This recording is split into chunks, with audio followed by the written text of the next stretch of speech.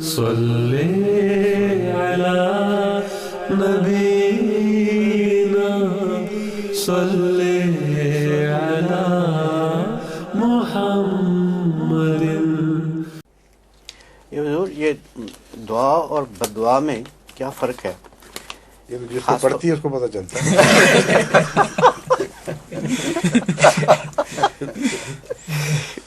مگر بعض جگہ اکٹھی بھی ہو جاتی ہے۔ اب میں نے کہا تھا قوم کے لیے دعا کرو جی، کہ مولوی برباد ہو جائے۔ دعا کرو ہاں، برباد ہو جائے۔ قوم کے لیے، یہ بددعا قوم ہوئی کے ہے۔ حق میں یہ دعا کرو جی جی، کہ ملا برباد ہو جائے۔ یہ تو بددعا ہوگی نا پھر دعا ہوئی کہ برباد، کہ وہ اگر کسی کے حق میں یہ دعا کی جائے کہ اس کے جراثیم مر جائیں تو یہ دعا ہے کہ بد دعا ہے؟ جراثیم کے لیے تو بددعا ہے نا۔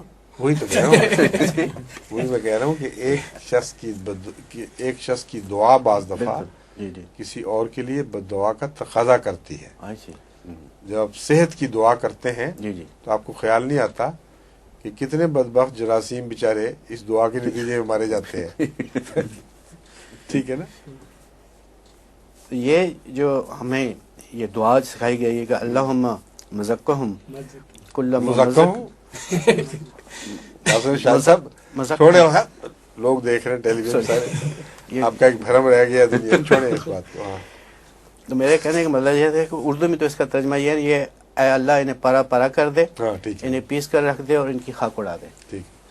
ایسی خوفناک بد دعا ہے یہ میری نظر میں کہ آدمی سن کے کانپ اٹھتا ہے۔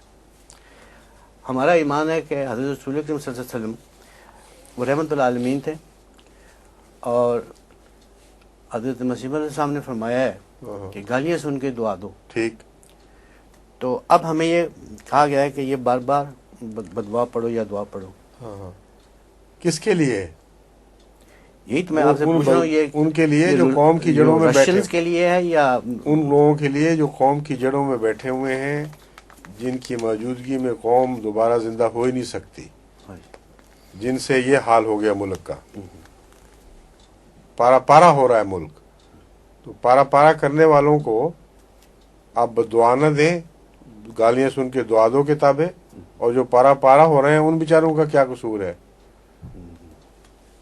تو وہ ہاتھ جو پارا پارا کرتے ہیں ان کے پارا پارا کرنے کی دعا جو ہے یہ ایک مجبوری کی بد دعا ہے۔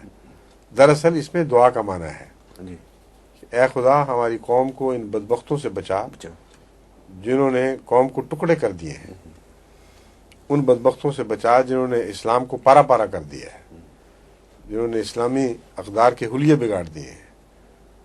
اس لیے یہ ایسی دعا ہے جو ایک پہلو سے بد دعا ہے اور دوسرے پہلو سے دعا، مگر بد دعا کا پہلو مجبوراً داخل ہے، اس کے بغیر دوسرا پہلو جو ہے اس پر یہ دعا لگ ہی نہیں سکتی، جی، سمجھیے؟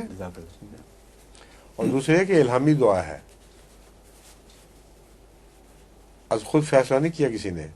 جی جی، 1994 کے حالات کا جائزہ لیتے ہوئے مجھے، چونکہ 82 سے لے کر اب تک ہمیشہ کے زمانے کے مختلف ادوار ہم نے اپنی آنکھوں کے سامنے چلتے دیکھے ہیں، تو اس لیے مجھے خیال آتا رہا ہے کہ ہر سال کے جو 100 سال پہلے کے الہامات ہیں ان پر بھی نظر ڈالوں، اس میں کچھ ہو سکتا ہے، کچھ حکمتیں پیش نظر ہوں ہمارے جسے ہم فائدہ اٹھا سکیں۔ ان میں یہ نظر آیا کہ اللہ تعالیٰ رسول مسیح صلی اللہ علیہ وسلم کو کہہ رہا ہے کہ اب تو ان لوگوں پر بد دعا کر، اور یہ دعا الہاماً سکھائی ہے آپ کو، اللہم مزقہم کل ممزق وساحقہم تسیغا۔